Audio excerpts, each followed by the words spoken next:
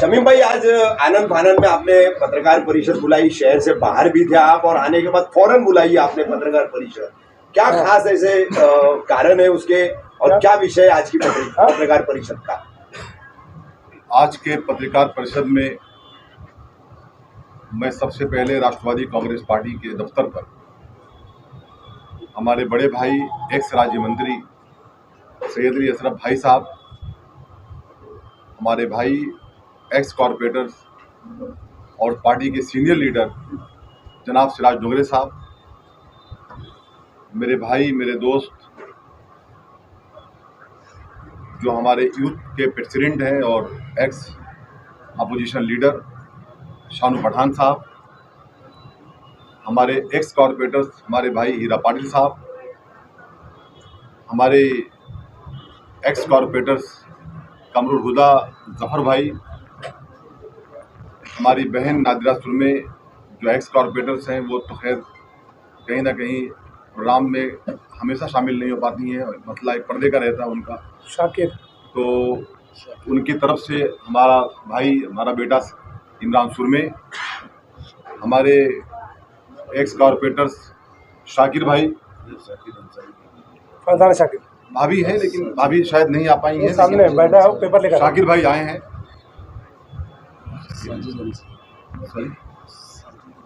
और x corporators हमारे भाई साजिद अंसारी साहब, एक्स कॉरपोरेटर्स हमारे भाई हमारे बुजुर्ग बैग साहब, और बेबाकी से अपनी बात को रखने वाले हमारे माइनॉरिटी के महाराष्ट्र के जनरल सेक्रेटरी मुफ्ती अशरफ साहब, हमारे ब्लॉक के प्रेसिडेंट कौसा के जावेद शेख मेडिकल, सिल के गणेश मुंडे, ये पेरेंट बॉडी के, और मुमरा के बबलू शिमना, और कार्य अध्यक्ष गुड्डू खालू, परवीन पवार, साथ में हमारे यूथ के मैसर भाई साकिब दाते, नाजिम बुबेरे और शाहरुख सैयद, हमारी बेटी शहर, और हमारे व्यापार संघ के कलवा मुमरा के प्रेसिडेंट हमारे भाई रिजवान शेख, और जो इस पार्टी को मेरे नामौजूदगी में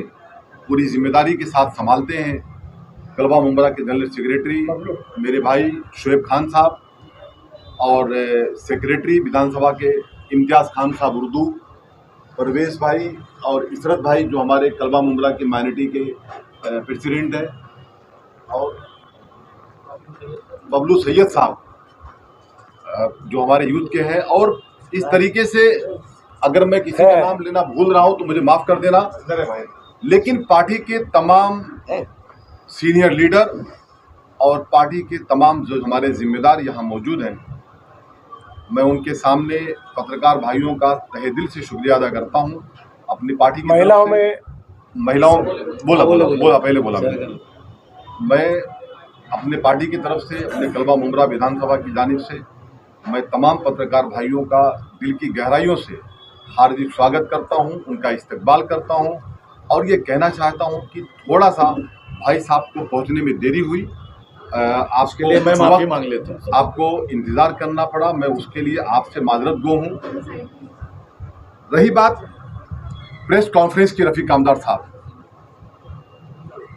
प्रेस कॉन्फ्रेंस का रीज़न ये है, जिस तरीके से हम सब नगर सेविका हमारी भाभी फरजाना, एक्स कॉरपोरेटर्स हमारी भाभी फरजाना भाभी भी तशरीफ लाई हैं, उनका भी हम इस्तकबाल करते हैं।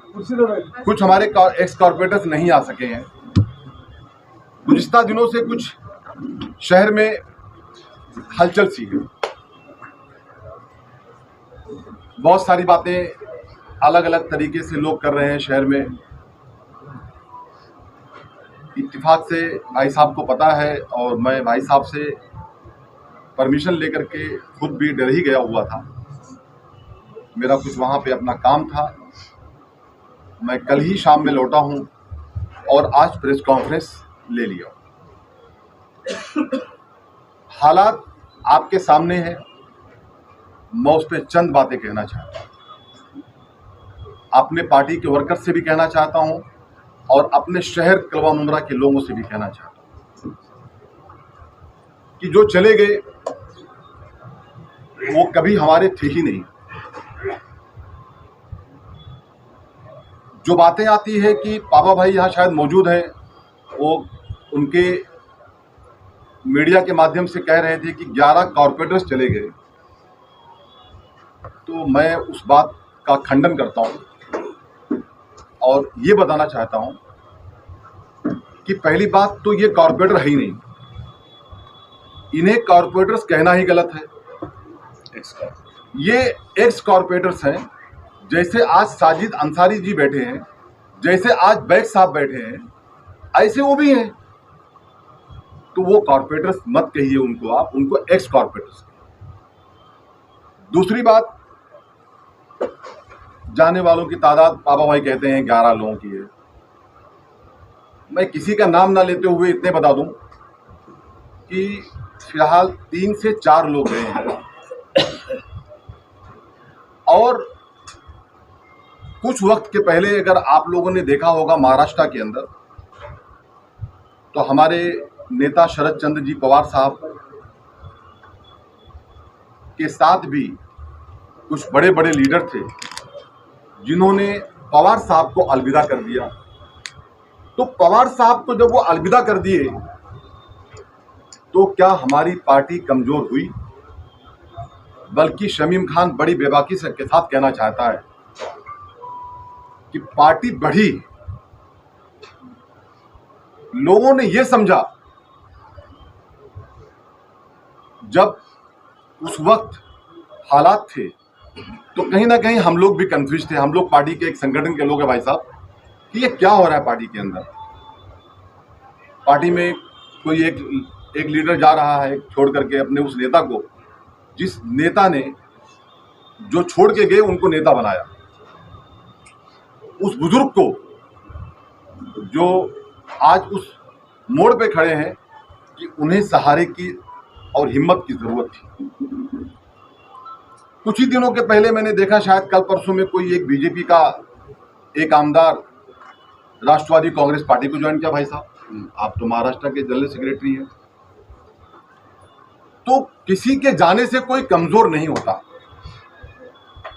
अगर कोई ये सोचता हो कि भाई हम जा करके हम जितेंद्र अवार्ड साहब को कमजोर कर देंगे,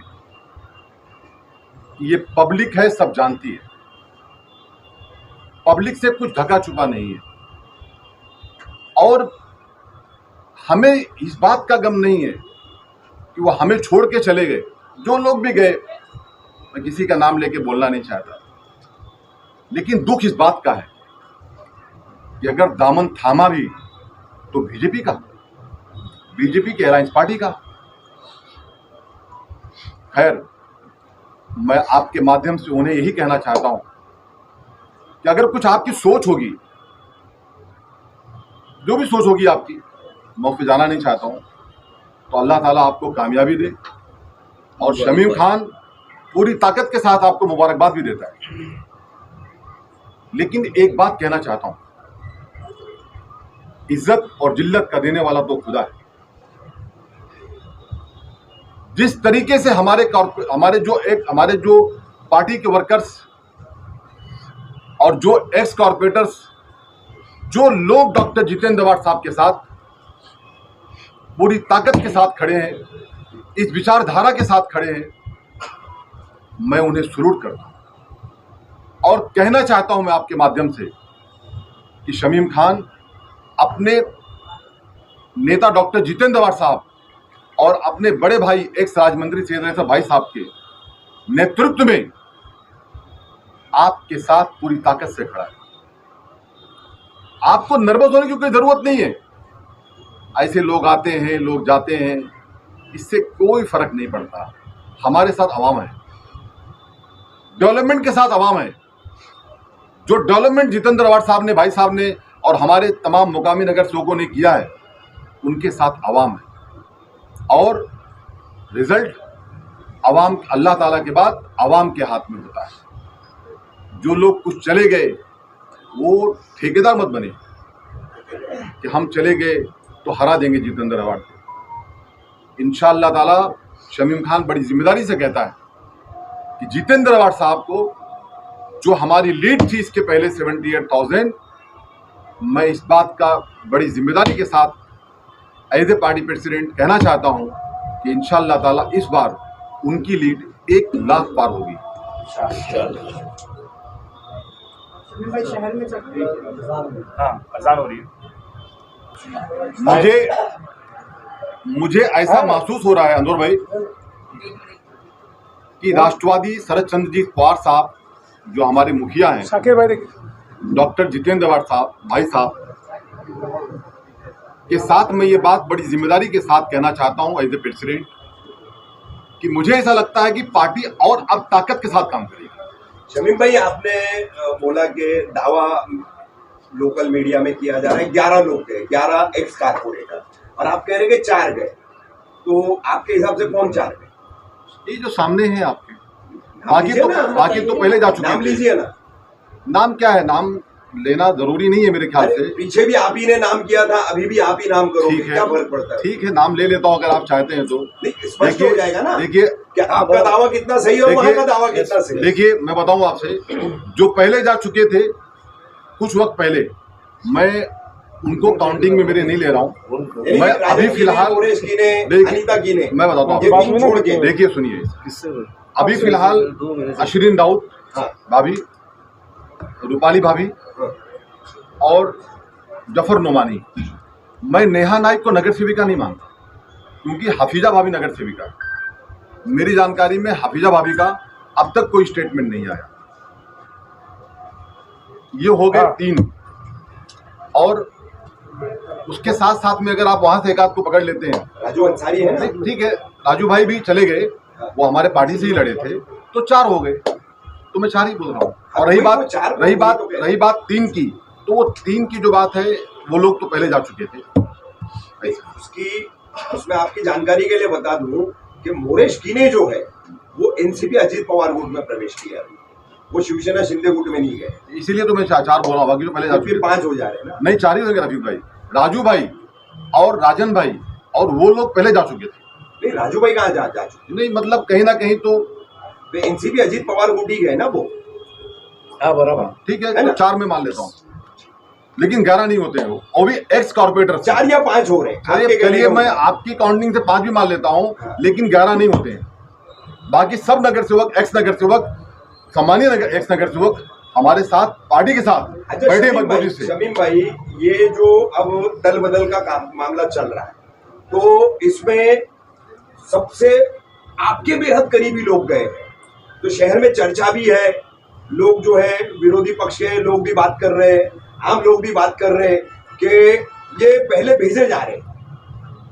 जैसे एक्स कारपोरेटर गए हैं 30 के, और आपके एक महफूज मामा है, बेहद करीबी है आपके, शील ब्लॉक के कुछ वो पदाधिकारी है, वो भी गए हैं। तो और फिर इन सबसे ज्यादा बेहद करीबी मुमताज शाह, तो वो भी गए हैं। तो ऐसा कहा जा रहा है कि इन सबको शमीम भाई पहले भेज रहे हैं और शमीम भाई बाद में जाने वाले, ये भी चर्चाएं चल रही है। इस पर क्या बहुत अच्छा सवाल किया है आपने रफीक कामदार साहब। आपको पता है कि मैं समाजवादी पार्टी में 13 साल तक मैं पार्टी प्रेसिडेंट था। रफीक कामदार साहब, मैं समाजवादी पार्टी में, सोनू भाई, 13 साल तक पार्टी प्रेसिडेंट था, और वो एक सेकुलर पार्टी है। और जब मैं राष्ट्रवादी कांग्रेस पार्टी में आया, तो जिसके मुखिया शरद चंद्र जी पवार साहब, वो भी एक सेकुलर पार्टी, हमने डॉक्टर जितेंद्र अवार्ड साहब और सैयद अली भाई साहब की क़यादत में पार्टी को ज्वाइन किया। और आज भी हम जो तुतारी, हमारा जो सिंबल है डॉक्टर जितेंद्र अवार्ड साहब, हम एक ऐसी विचारधारा जो सेकुलर विचारधारा की पार्टी है, हम उनके साथ काम करने वाले लोग हैं। और शमीम खान इतना भी कोई कच्चा आम नहीं है कि कोई भी चाहे उसे खा ले, ठीक है, कोई क्या बोलता है उसको बोलने दीजिए। रही बात, आपने डॉक्टर मुमताज शाह की बात की, आपने जफर नोमानी की बात की। देखिए, मैं सबसे बड़ी बात सुनिए ना, वो नाम आता है, उसके आगे डॉक्टर आता है या नहीं? सुनिए बताता हूँ आपको, उसका भी जवाब दूंगा। देखिए, ऐसा है, मैं कलवा मुंगरा का अध्यक्ष हूँ, तो जाने वाले में से जो एक्स कॉर्पोरेटर गए, वो अश्विन भाभी भी गए, राजू भाई गए, राजन भाई गए, अनीता भाभी गई, मोरेश्वर भाई गए और जफर नोमानी गए और नेहा नाइक गए। यानी नेहा नाइक बोले तो यूटी की अध्यक्ष थी, विष्णु भगत भाई आजाद से हमारी पार्टी से नहीं थे। तो मेरा आपसे बोलना यह है कि ये सब जो लोग गए वो सब हमारे अजीज थे, पार्टी के अजीज थे।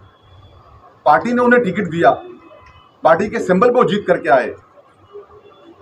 तो हम सबकी बात करते हैं आपसे कि अगर वो गए तो हमारी तरफ से उन्हें मुबारकबाद।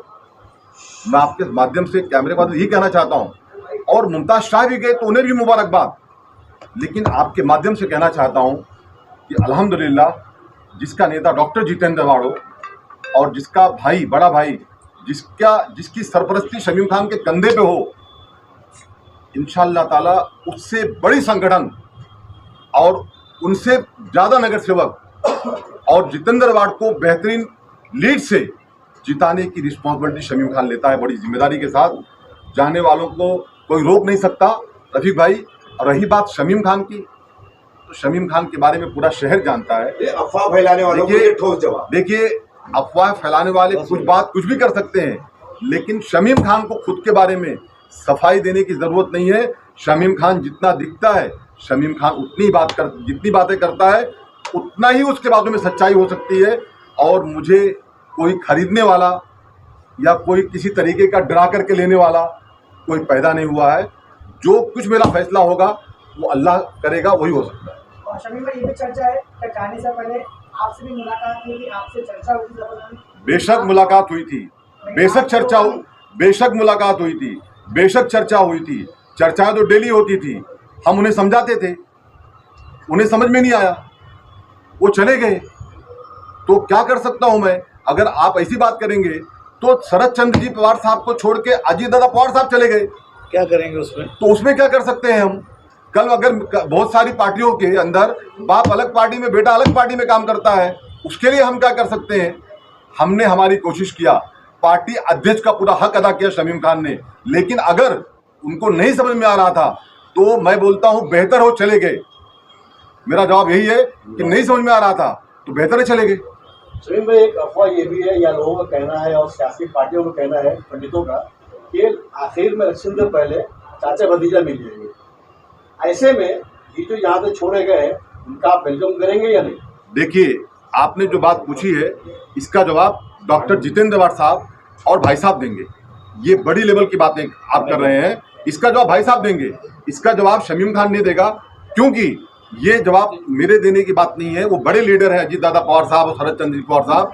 जो उनका फैसला होगा वो हम कार्यकर्ताओं का फैसला होगा। आप बताए भाई। कुछ नहीं, जब ऊपर लेवल पे कोई चीज तय होगी तो उसको तो मानने पड़ेगा। ये जो लोग इनको उनसे मत जोड़िए ना, इनको उनसे मत जोड़िए।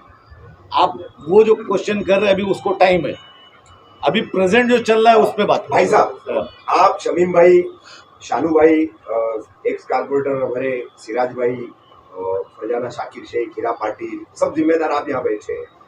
पहली प्रेस कॉन्फ्रेंस जो 50 करोड़ की निधि की नजीब मुल्ला साहब ने की थी अमित गार्डन होटल पर, तो उन्होंने दावा किया था कि इनके विकास में कितना भ्रष्टाचार हुआ है उसकी पोल खोल हम करेंगे। तो अब वहां से भी पोल खोल होगी, यहाँ से भी पोल खोल होगी, तो जनता तक क्या मैसेज जाएगा, किस तरह का मैसेज जाएगा कि आप में और उनमें क्या फर्क है? वो अपना फर्क साबित करने पे लगे हैं, आप अपना फर्क साबित करने के पर लगे हुए हैं। लेकिन कहीं ना कहीं ऐसा नहीं हो रहा है कि निचोड़ निकल रहा है कि हर हाल में आवाम बेवकूफ बनती है? देखिए, ऐसा ना रफी भाई, आवाम को जो बेवकूफ़ समझता है, मैं मानता हूँ कि वो बेवकूफ़ है।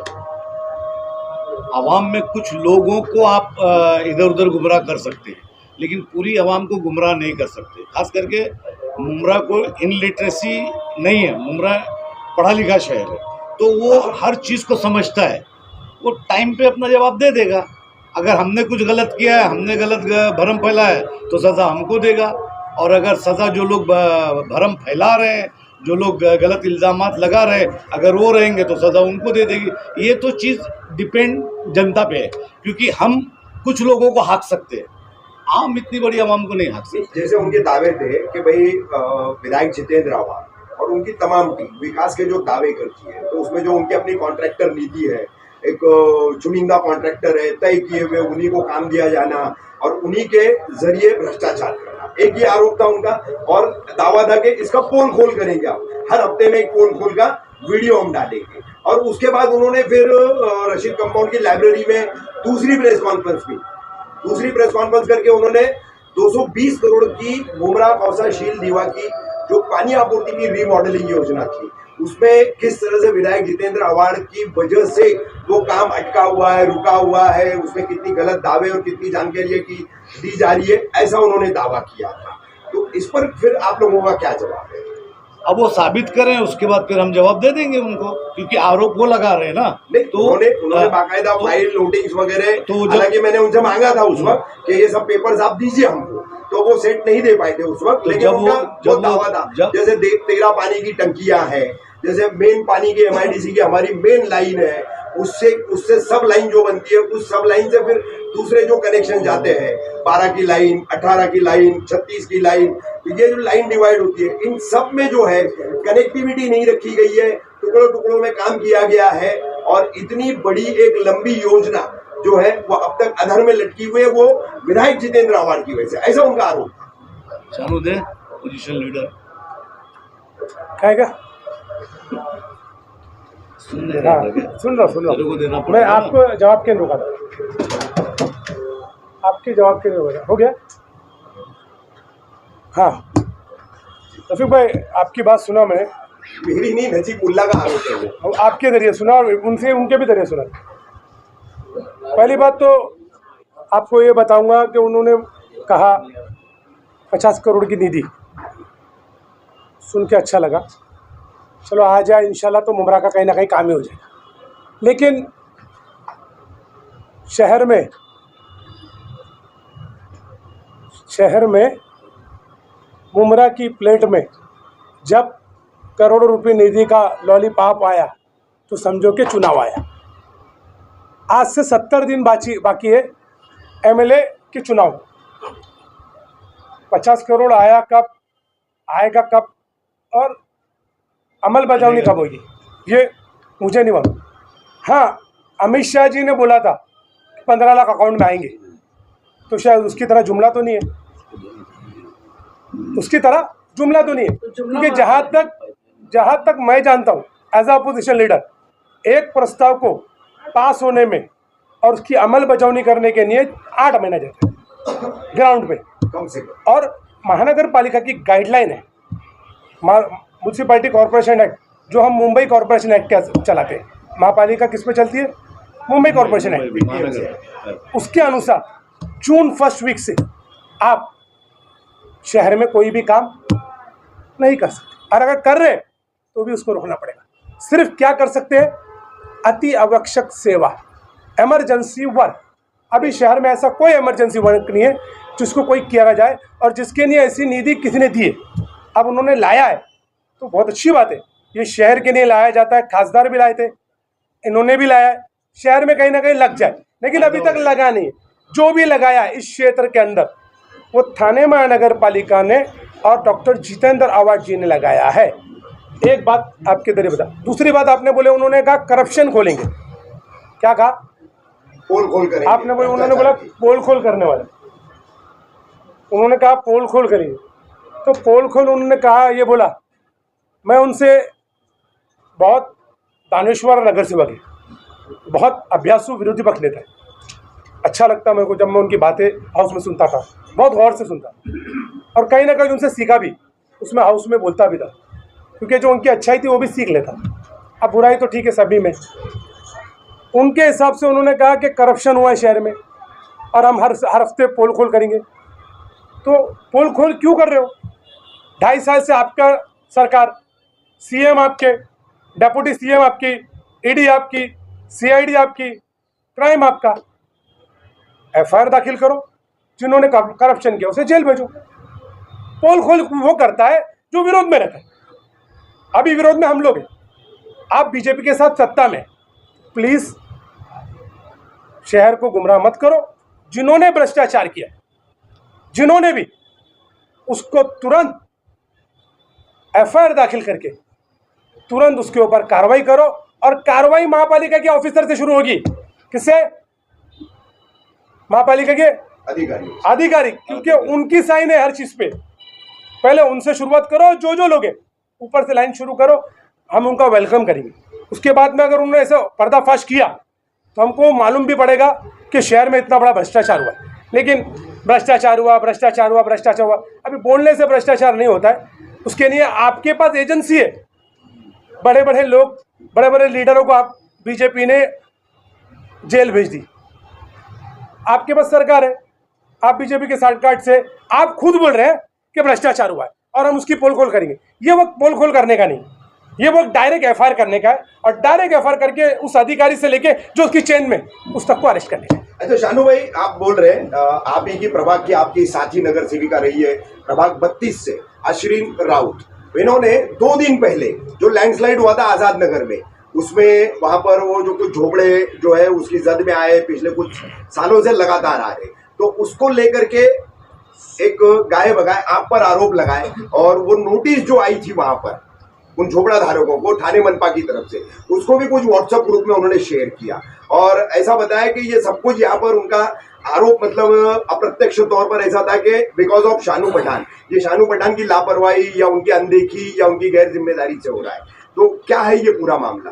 ऐसा मैंने उनसे सुना तो नहीं, लेकिन फिर भी अगर आप वो बोल रहे तो आपकी जानकारी के लिए बताता हूँ कि पहाड़ की मिट्टी खसकने से रोड धस गया। तो जब मैंने महापालिका के आयुक्त से बात की कि आपने नोटिस भेजे, तो उन्होंने तुरंत मुझे बोला कि हमने पूरे आजाद नगर को भेजे नहीं, पूरे आजाद नगर को नहीं भेजा, जो पट्टे पे मिट्टी से चिपके हुए लोग हैं 5 से 6 हाँ नहीं 29 घर है, हमने उनको भेजा कि वो अपनी जान की सुरक्षा कर ले। तो मैंने बोला ठीक है, उनकी सुरक्षा की जिम्मेदारी महापालिका की, उनको आप रेंटल में घर दो, वो शिफ्टिंग हो जाएंगे। बिना शिफ्टिंग किए हम उनका घर नहीं तोड़ने देंगे। अगर आप समझिए, अब मट्टी शानू पठान तो गिराएगा नहीं, बारिश शानू पठान तो गिराएगा नहीं ना, व्हाट्सएप नेचुरल है, हाथ से होते ऐसा बात करते हैं तो पॉलिटिशियन लोग मानते नहीं है, लोग सोचेंगे मजाक कर रहे हैं। भाई नजीब भाई ने आरोप लगाया कि 220 करोड़ का पाइपलाइन का काम हुआ ही नहीं, तो कितना हुआ कुछ खबर है आपको? मैं वही कह रहा हूँ, बहुत दानश्वर विरोधी पक्ष नेता और बहुत दानश्वर कॉर्पोरेटर है, वो आरोप क्यों लगा रहे मुझे समझ ही नहीं आ रहा है। वो अभी मुमरा कोसा के लोगों को बोल रहे मैं हर हफ्ते एक आरोप लगाऊंगा, क्यों? वो खुद भी बोल रहे हैं कि मैं भी शामिल था, वो भी कबूल किया उन्होंने। तो फिर अगर वो शामिल थे तो उनको करो ना, और बोले खून के आंसू रोए जाते थे। अगर वो शामिल थे सर, रफीक चाचू आप लोग बोल रहे कि रफीक कामदार शामिल थे, अगर वो शामिल थे तो उन्हीं को पहले जो इन्वेस्टिगेशन बनेंगे पहले उनको लो, और उनसे बयान लेके उनके सिद्ध में जितने भी लोग वो बोलते हैं नाम, उसकी इन्वेस्टिगेशन किया जाए। लेकिन अभी वक्त आरोप प्रत्यारोप का नहीं है, सत्ता जिसके पास रहती है वो एक्शन मोड पे आता है, आरोप पे नहीं। सिराज भाई, विधान को नहीं लगता कि ये जो राजनीतिक लड़ाई चालू है उसके बीच में जनता को सफर करना पड़ रहा है? जनता को ना हॉस्पिटल मिल रहा है, ना जनता को प्रॉपर पार्किंग मिल रही है, ना जनता को पानी मिल रहा है, तो कहीं आप लोगों के राजनीतिक लड़ाई के बीच में जनता के हाल हो रहे हैं। ये किसने कहा आपको कि जनता को हॉस्पिटल नहीं मिला? अभी कल ही इतना खूबसूरत बना है हॉस्पिटल, इतना बेहतरीन वहाँ ट्रीटमेंट होता है, पानी है शहर में, पानी कुछ कमी जाती हो सकती है।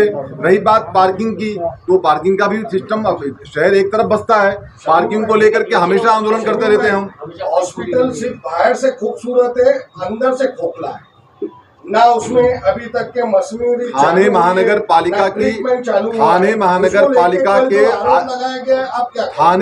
पालिका के आयुक्त साहब से ये हम विनंती करते हैं कि सर उसको प्रॉपर वे में स्टार्ट किया जाए। वहाँ पे अभी देखिए आज के डेट में डायलिसिस भी हो रहा है, वहाँ पे बहुत सारे डिजोरिस केसेस होते हैं, ऐसा नहीं है, चालू नहीं है। हाँ, कमी जाती है, सुनिए, कमी जाती है, ये बात है आपकी, सही है।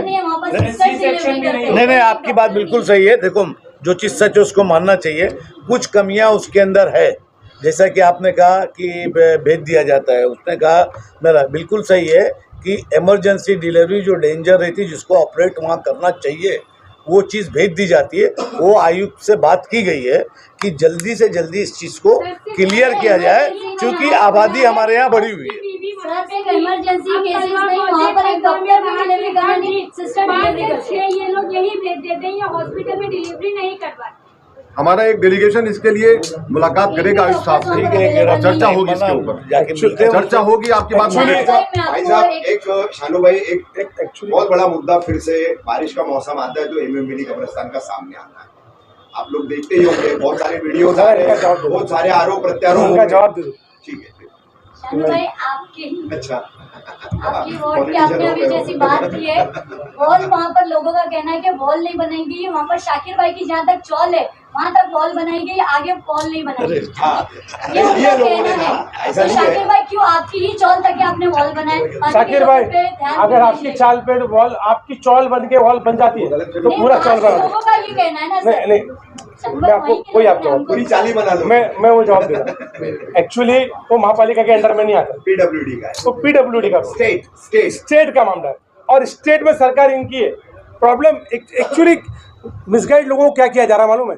सत्ता से सवाल करने की जगह पे विरोधी से सवाल किया जा रहा है। सत्ता शहर में, लेकिन सत्ता आप ही लोगों की। शहर की सत्ता से काम नहीं, हम सत्ता की अगर बात करेंगे तो शहर की सत्ता लेकर के जिम्मेदारी आपने ली है, तो जवाबदेही भी आपकी बनती है। टक्केवारी के ऊपर बात की गई कि टक्का लिया जाता है कॉन्ट्रैक्टरों से, ऐसा बात की गई। तो थाने महानगर पालिका का जो हेड ऑफ डिपार्टमेंट है ना, वो मास्टरमाइंड उधर सब उधर है, जो मेन प्रमुख लोग हैं। ये गरीब बेचारे सब गोल्डन गैंग की बात कर रही है। सुनो ना, एक छोटी मेन मास्टर लोग वहाँ पे, ये छोटे मोटे सब कॉन्ट्रैक्टर लोगों को क्यों परेशान कर रहे हो? सब कॉन्ट्रैक्टर जो है ना, जो काम लिए उसको लेबर लगा रहे, इसको काम दिए, काम करने वालों को बोला जा रहे तुमको काम फिर से निकाल देंगे, हटा दिया जाएगा। आपकी आप हाजिरी पे नहीं आते हो, आपका ये नहीं, आप वहाँ नहीं हो। आपको मालूम है कई कर्मचारी थाने महापालिका के हेड डिपार्टमेंट के अंदर, कर्मचारी तो महापालिका के, लेकिन लीडरों के घर के अंदर बाजार ला रहे, उन्हें आज तक किसी ने नहीं बोला कि तुम्हें हटा देंगे। ये बेचारा मुमरा 3 किलोमीटर का है, लोगों को लगाए शमीम भाई के रेफरेंस से, शमीम सैयद अली भाई के रेफरेंस से, आपके रेफरेंस से, मेरे उनको ही निकालने की बात कर रहे हैं। एमएमबीडी कब्रिस्तान, भाई साहब आप बोलिए, शहर आपसे बहुत सुनना चाहता है कि आप ऐसे सेंसिटिव इशू पे भाई साहब क्यों नहीं बोल रहे? लोग मुझे जाती तौर पर पुराने दोस्त है, आप जाते नहीं, पूछते नहीं, ऐसे सवाल करते। कोशिश की जा रही है, अभी शायद कुछ 2 या 3 करोड़ रुपया पास हुआ है। 2.5 करोड़ रुपया। तो इंशाल्लाह ताला भी 2.5 करोड़ के अंदर उसकी कुछ तो स्थिति बदल जाएगी। अभी बारिश का वो है, तो ये बात सही है कि कब्रिस्तान की पोजीशन ड्राई है, उससे इनकार नहीं कर सकते, क्योंकि अगर मैं यहाँ बोल दूँ बड़ा अच्छा है तो लोग गाली देना शुरू करेंगे। तो इससे बढ़िया है कि साफ साफ मैं आपके सामने बोलता हूँ, जो सच है वो कबूल है, जो सच है वही बात है। ड्राइनी पोजीशन है और इसको जो है जल्दी से जल्द सुधारना चाहिए, लेकिन बारिश में ये चीज़ सुधरेगी नहीं, ये बारिश के बाद के ही मौसम में ये सुधर सकता है, यही एक सच्चाई है। भाई साहब पहले भी 2 बार निधि आई है रिपेयरिंग को लेकर के, वॉल बड़ा करना, मिट्टी को ज्यादा करना, तो उसके लिए फिर जब 2 बार निधि आई तो तब सही काम क्यों नहीं किया? तब तो बारिश नहीं थी, अब बारिश का काम है, अब वापस निधि मंगा रहे हो। अब मैं व्हाट्सएप को ये बोलने वाला हूँ, कब्रिस्तान करूँ मेरे हवाले, ये झंझट ही खत्म हो जाएगा।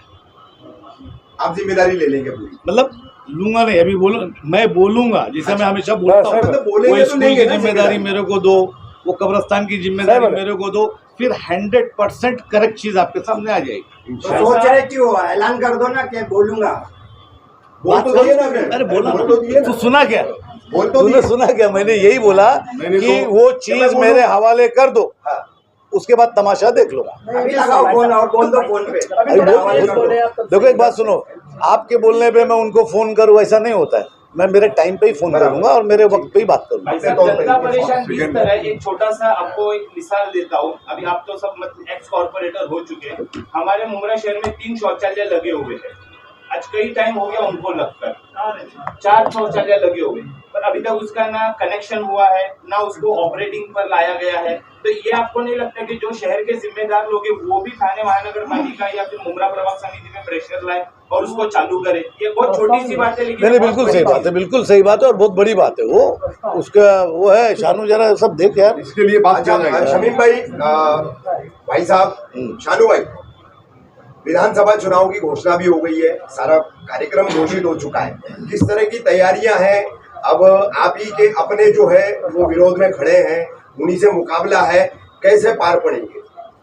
लड़ेंगे और जीतेंगे, इसमें क्या है।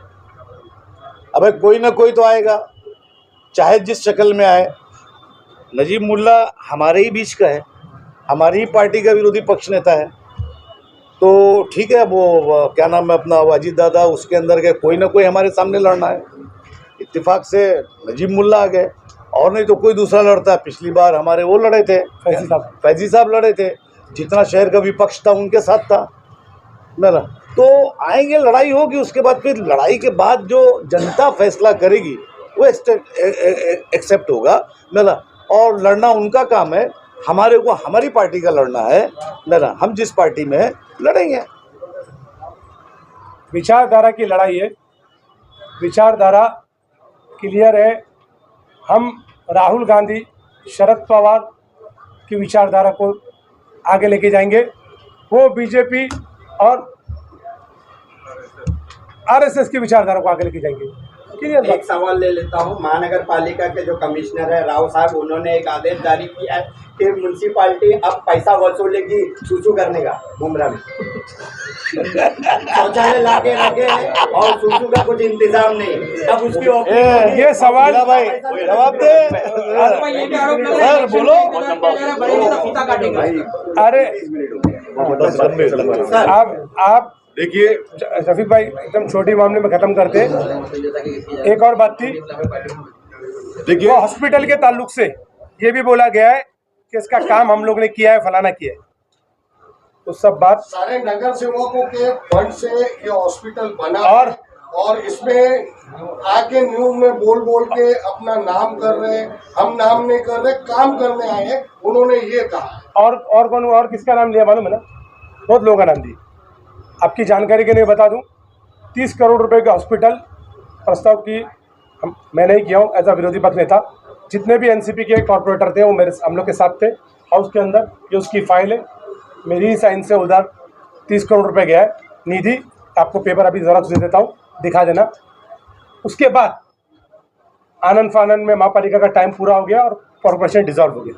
आगे का फंड लाने के लिए दिक्कत हुई, यही दिक्कत। लेकिन इस हॉस्पिटल का सारा फॉलोअप पैसे लाने में डॉक्टर जितेंद्र अवार्ड साहब का फॉलोअप है, क्योंकि एक टीम के अंदर बराबर एक लीडर होता है। हमारे टीम के अंदर के हमारे लीडर डॉक्टर जितेंद्र अवार्ड है। मुमरा कौसा के हर नगर सेवक ने अपने प्रभाग के अंदर काम किया है, किसी ने कम किया है, किसी ने ज्यादा किया है, लेकिन उस काम को फास्ट गति में और ज्यादा फंड लाने में जब भी मदद किया है तो वो डॉक्टर जितेंद्र अवार्ड ने किया है। उसको कोई राय नहीं। हमारे साथ कमिश्नर के पास जाने के बाद, हमारे साथ संबंधित अधिकारी जाने के बाद, जहां जहां जाने का था वो पहली फुर्सत में वहां पे जाते थे, वहां पे फोर्स डालते थे, पवार साहब का फोन कराते थे, पक्ष की मीटिंग लगाते थे, हाउस बंद कराते थे, महापालिका के अंदर लड़ते थे और मुमरा कौसा को निधि दिलाते थे। इसीलिए जितना भी काम हुआ है, जितना हाथ, जितना श्रेय हमारे कॉर्पोरेटर को है, उतना ही श्रेय डॉक्टर जितेंद्र अवार्ड जी का है। और हॉस्पिटल के ऊपर इल्जाम लगा रहे हैं तो आपको मैं क्लियर बता रहा हूं, हॉस्पिटल के लोग, बेचारे नौजवान लड़के लोग, मुमरा कौसा के जरूरतमंद लड़के लोग, कोविड में काम किए लोग हैं वहां पे, उन्होंने बहुत मेहनत की, उन्होंने काम किया। उनको डराया जा रहा है कि तुमको निकाल दिया जाएगा। हटाया जा सकता, उनको हटाया नहीं जा सकता। बुरे वक्त पे जब कोई काम नहीं कर रहा था। मैं आपको बोलना चाह रहा हूँ, उधर कुछ गलत हो रहा है तो वो सबसे बड़ी जिम्मेदारी है म्युनिसिपालिटी जो गलत कर रहा है। उधर जिम्मेदारी किसकी है? आमदार जितेंद्र अवार्ड जी का, हमारे नगर सेवक नहीं। एडमिनिस्ट्रेशन के ताबे में, शासन के ताबे में हॉस्पिटल MOH अपॉइंट किया जाता है, MOH उसके ताबे में है हॉस्पिटल, और कॉर्पोरेशन शासन के ताबे में। अगर कुछ गलत हो रहा है तो MOH को सबसे पहले आप उसके ऊपर FIR करो, उसके ऊपर FIR करते नहीं, यहाँ पे आ जाते हैं। आपने जो पूछा कि पार्टी की आगे प्लानिंग क्या होगी, रणनीति क्या होगी, तो सबसे पहले तो मैं आपको ये बता दूं कि जितने लोग चले गए हैं उससे कहीं ज़्यादा तादाद में लोग आ रहे हैं हमारे पास। तो इंशाअल्लाह ताला पार्टी पूरी ताकत के साथ डॉक्टर जितेंद्र अवार्ड साहब के हाथों को मजबूत करेगी, भाई साहब के हाथों को मजबूत करेगी। मैं आपके माध्यम से यही कहना चाहता हूं अपने पार्टी के तमाम वर्कर्स से कि आपको घबराने की या डरने की कोई ज़रूरत नहीं है। आपको जहां ज़रूरत लगे इंशाअल्लाह ताला आप आवाज़ देना। शमीम खान भाई साहब के साथ, सानू भाई के साथ, पूरी एक्स नगर सेवक के साथ आपके साथ पहुंचा मिला गया इंशाअल्लाह ताला, और पार्टी को मजबूत करेंगे हम लोग सब मिल करके। मैं आपके माध्यम से यही कहना चाहता हूँ। नए जोश के और एक चीज़ बता देता हूँ, एक चीज़ क्लियर है कि शरद पवार हमारे सुप्रीम लीडर हैं और जितेंद्र आवाड जो है यहाँ से एमएलए हैं ना सेकुलर पक्ष के, हम उनके साथ हैं। बाकी सब कहानी किससे चलते रहेंगे। वही पेड़ पे बड़ी ताकत के साथ वही पेड़ पे पत्थर मारे जाते हैं। बैर के पेड़ पे मारा जाता है, आम के पेड़ पे मारा जाता है, बबुल के पेड़ पे पत्थर नहीं मारा जाता। बस बड़ी ताकत के साथ नई संगठन